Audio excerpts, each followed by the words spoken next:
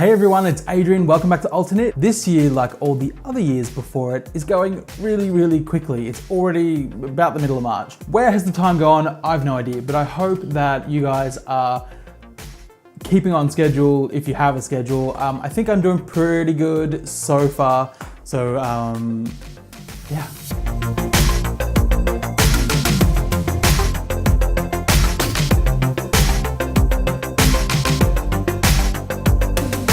Today is a little bit of a mishmash. I just sort of wanted to catch you up on what I have been doing because I actually have the Redford here to show you today. Previously, I was thinking I'm not going to bring in panels of black stock in it. That's really dull. It probably wouldn't read all that well on camera anyway, but now I've actually got a garment to show you. I will be doing at another point a review on this pattern. I'm not going to do that today, but I am going to tell you where I've made modifications. So I know that some people are quite interested in when a pattern is modified. My modifications are either errors or just through laziness, because this project has been on the go for like 6 months or more even, and I kind of just want it done. I also received a package in the mail, and you guys know that I like to open my packages in front of you because why not? Why waste the opportunity when there's no camera going? So I've got that here. I'll do that first, I think. It's a little heavy. She's a big box this time. The first time I've seen the Brooklyn Tweed tape, of course it's Brooklyn Tweed. I'm going through a bit of an obsession with Brooklyn Tweed, but I promise you, I will use some other yarn producers and like even get some indie dyer stuff as well, because I know you guys love that. And I've found things that I'm really interested in trying. I typically go for solid colors or semi-solid colors and tweeds.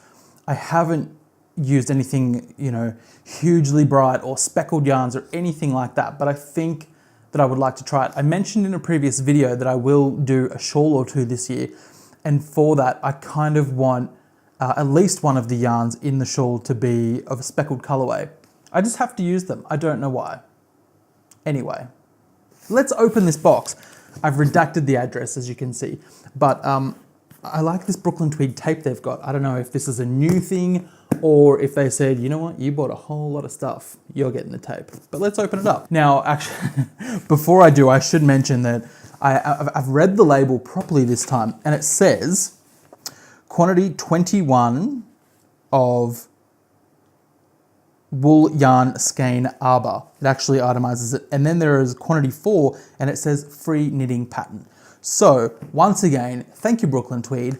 I guess this is just what you do with every order, which I think is fantastic. So,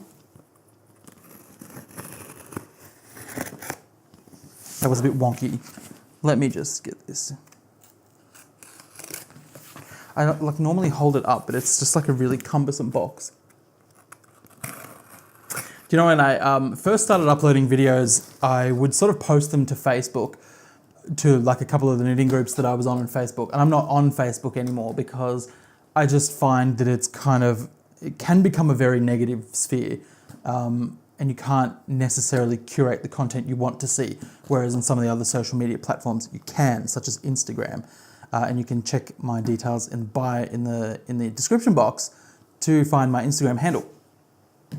But I uploaded my first yarn unboxing video, and it was, I think it was the first video that got a dislike. And if you're you know, a content creator, then you see all of these wonderful likes, and then you see one dislike, and you're like, okay, who do I need to cut?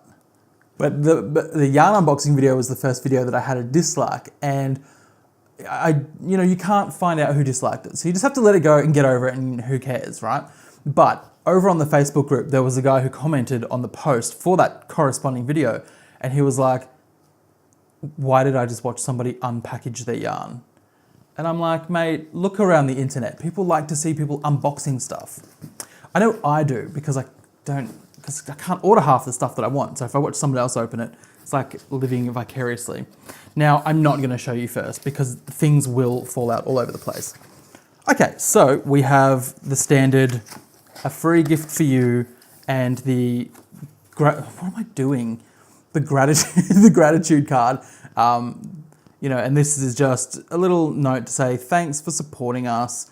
and positive feedback is appreciated. Now, this is a company that really, really does appreciate feedback, or at least they seem to really respond to both positive and negative as well. All right, for the free patterns, we have Truss, which is a boxy cardigan with a trussed hem, which is actually really cool. I don't know what a trussed hem is, but I will read through this and I'll have a look, and then I will be just that little bit more informed. What else have we got? We've got the Corina, I'm going with that. Knitted tee with lace detailing. And that's a little too similar to what I've just knit, apart from the lace. So this is on the no pile for now, at least. It's really hot. I know it's like the season has changed. In the Northern Hemisphere, it's supposed to be warming up. One of the people who I follow here on YouTube, oh, that's probably making wind on my microphone, and at Instagram, Victoria Williams, she keeps posting all of these photos on her Instagram of like these stunningly beautiful snowscapes and like videos where it's snowing and enormous icicles hanging off her house. I think it's her house. And she's saying, isn't it supposed to be spring? Well, it's supposed to be autumn here in Australia, but it's still freaking hot. But luckily where I live, it's gonna get cold. Okay, so the Ferriss Wrap is another pattern, geometric garter and mesh lace. And I think that looks pretty cool. I don't know that I'm gonna be interested in doing that one, but you never know. What I really do like here is the back bay sweater, and this is a beautiful cabled sweater. Cable and bobble pullover. Oh, right, yeah. You may not be able to see it, but next to the honeycomb panel in the middle, there are bobbles. Bobbles are fun, they're cool. I really like this, and it's quite similar to what I'll be knitting next. So let's get on to the contents of this box, what I ordered. I'm doing it first because it's not hugely exciting, but there is a lot of yarn here. So this is 21 skeins of Brooklyn Tweed Arbor in the colorway Fleet, which is a navy blue, and they call it a true navy. And I really like this new yarn line that they've got because it isn't heathered, it's just solid colors. Now, I haven't worked with this, so I can't even really give you much about this, but it is Brooklyn Tweed's first worsted spun. Everything else is, oh no, I think Plains is maybe, well, I don't know. I don't think this is their first, but this is the first of theirs that I've used. And it feels not quite like every other worsted I've felt. It still feels a little on the woolen spun side. It's very light and airy. But I've read good things about this on the Lavalier page for this yarn. People seem to really like it, and it seems to be quite pill resistant. So I'm going to use this to make a sweater for myself. It's another panelled sweater because I think I'm not hugely into the idea of knitting in the round for a sweater at the moment. But it's the, oh gosh, I've forgotten the name of it. It's a cabled sweater, navy blue, part of their new collection. I don't know. I'm just having a bit of a blah moment. I can't remember the name of this pattern, but it is a beautiful cabled jumper, just kind of like the one I just showed you then. So that's the yarn I've got for it. I know this color isn't gonna read very well on the camera. Blues and greens tend to read really weirdly on camera sometimes. So that was what I've got. I haven't opened it, it's been there for a week. I'm getting better at holding off opening things before I film them, but I was still working on the Redford, and I just thought, you know what, if I open this, I'm probably gonna start swatching with it, and I really need to get the Redford finished. So I'm gonna show you that now. Ta-da, here it is. Now I really don't know how this is gonna read on camera because it's black, but I've got my lights here. So this is a Brooklyn Tweed pattern by the designer Julie Hoover, and it's supposed to be a vintage inspired shirt. So not quite a jumper or sweater really. It is made from a fingering weight yarn. So what I modified about this, well, first of all, I didn't get gauge. I got fewer stitches per inch, which meant my dimensions were going to be slightly bigger, which, you know, for a couple of big boys, it's not necessarily the worst thing in the world. Reese, this is for Reese. He didn't want me to knit the biggest one, but I found, having 1 or 2 stitches per inch difference was going to be just fine. And in fact, it's quite short. And I've read this about this pattern before, that it's pretty short. I didn't add any extra length. What I didn't do, what I modified, I decided, so the side panels here, they're actually in reverse stockinette, and I was going to just do them in stockinette and do an expressed seam. But then I decided I didn't quite like the express seam, which is to have, like around here at the neckline, God, this is going everywhere, where you can see the actual seam poking forward. They're supposed to be like that with reverse stockinette. I just decided I would do a normal mattress stitch without an expressed seam, just to make it a little bit tidier. And that was one modification.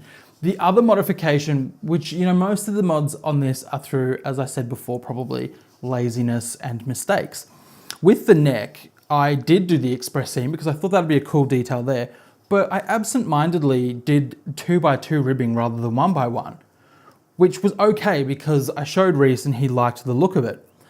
But I thought, I'm not doing the tubular bind off. And if you don't know what that is, it's actually kind of like separating the knits from the pearls and then grafting them together, like how when you do a sock. I was not interested in grafting that many stitches because I just want to get this thing done. However, I didn't do the standard bind off. I actually did a stretchy bind off, which stupidly, like with 2x2 ribbing, has made this scalloped neckline, and I don't like it at all. But Reese doesn't mind it. So it's his jumper, that's fine. I will not be doing that for the cuffs. I'll just be doing a standard 1x1 rib and then binding off normally, and the same. I'm actually going to make a hem. This doesn't normally have a hem. Oh, sorry, like a waistband. But I will have like an expressed seam 1x1 rib waistband, in part just to give it a little bit of extra length, but just because, we like things that have waistbands. So if I really dislike this, I can detach it because it is applied. Well, not applied, but like I picked up stitches and knit forward from there. So I could get rid of it and do it again in the 1x1 rib or the 2x2 rib and then the standard bind off. I just don't think he cares enough, and that's fine. So basically I'm gonna get that finished today or tomorrow, and that will be a huge achievement, my first jumper or top garment. And then I'm gonna jump straight into my next, which is pretty much the same, but with cable patterns and everything else that's fun. I am not great with plain old stockinette projects. Like the last time I did something that was just, it was actually not just stockinette, it was garter stitch, but there was no shaping and there was like occasional color changes. It was so slow and boring. But when I knit lace or when I knit color work, it happens so much quicker. And I think that's because my brain is engaged and I knit it faster. Okay, so last video I asked you guys a question, and that was, what your favorite yarn was and what your favorite colorway was. And some of you were like, come on, this is a hard question. I know it's a hard question, and I've got to answer it too, which is hard. So as always, I'm going to read some of your responses. I'm going to start over at Instagram, and I posted a picture. Makers, what's your favorite yarn and colorway? So some of the responses I got were, Jean4709 says, right now my favorite is Karen Simply Soft in any color. I've only been knitting since last June and haven't experienced a lot of different yarns. I do have 2 kits from Craftsy with alpaca yarn and 2 from Darn Good Yarn with other types, but haven't started them yet. You'll sort of, it's really interesting to try using all the different kinds of fibers and the different yarns, and you'll sort of find the type that you're most interested in, I think. I'm probably wrong. You might just find that you can't commit and you love every kind of yarn, and that's awesome. G-Knit said, at the moment, Studio Lou 8020 Merino Nylon, but soon it will be her theme art yarn. She has Fraggle Rock one. Lorelei Erto says, tough question, but if I had to choose, it'd be a Madeline Tosh vintage in any of the teal tones. I crush super hard on Madeline Tosh yarns, and I do think that that's something that I need to try. Victoria Jean W says, you do know what a difficult question this is. And then takes a little while to answer and says, butter by at Woolly Marmot Yarns. Her yarns are mulesing free from sustainable small family farms, and part of the sales go to local animal shelters. The yarn I am yearning for is an ombre fingering that goes from ivory to cherry red. Now that sounds amazing. And Victoria brings up a really good point about the mulesing. And if you didn't watch my last video, it was all about how we get from raw wool on the back of an animal to the finished products that we use to knit our beloved items. And there are a couple, well, there is a section in that video that's sort of a little bit tough to watch, and it does talk about some of the, you know, crueler aspects, I guess, of this industry that we are a part of. But I think it's important that if you're going to benefit from something, you need to know what, you know, you don't have to watch it, you don't have to look at it, but you just need to be aware that there are some problems. Nothing is unproblematic. It bugs me when people don't want to know about what happens to the meat that they consume so freely and in overabundance. And I'm thinking, it's an animal that dies for that. You know, you should at least be aware of that process. But that's me sort of on my soapbox anyway. If you haven't checked that video out, I'll link it in the description below.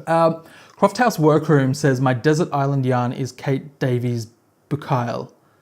Bucaille, I think. I think that's an Irish word for boy. I might be completely wrong. I think it's bucaille. Cannot get enough of it. My favorite shade is the yellow one, Ferriss, but you need all the colors for stranding. That's my excuse and I'm sticking to it. I love it. Excellent. Fiber Addict 71 says that is a hard one to answer, but if I had to be forced to choose at this moment, yes, you were forced, then it would be Lolo did it, hands down. As for colors, all of them, especially her Waking Dead colorways that she's coming up with for the new season. But to be honest, I want all the yarn in all the colors. Yep, totally agree with you, 100%. And I have been looking through everyone's feeds about the Edinburgh Yarn Festival, and I'm literally dying of jealousy. I'm figuratively dying of jealousy, but I'm literally dying of jealousy. All of the amazing yarn that I saw, and I think, you know, I will probably one day go to the Edinburgh Yarn Festival, but I have to sort of raise the fare to get over to Scotland, which, you know, from Australia, it's not the closest place I could travel to. But then I would have to raise probably the same amount of money to just be able to buy as much yarn as I want. Because what's the point of going there and not being able to buy everything that you want, right? Anyway. Skyly Knits, sorry if I get your name wrong. My current obsession is my own yarn in the Nala colorway. I've been hoarding a skein for months trying to find the perfect project for it.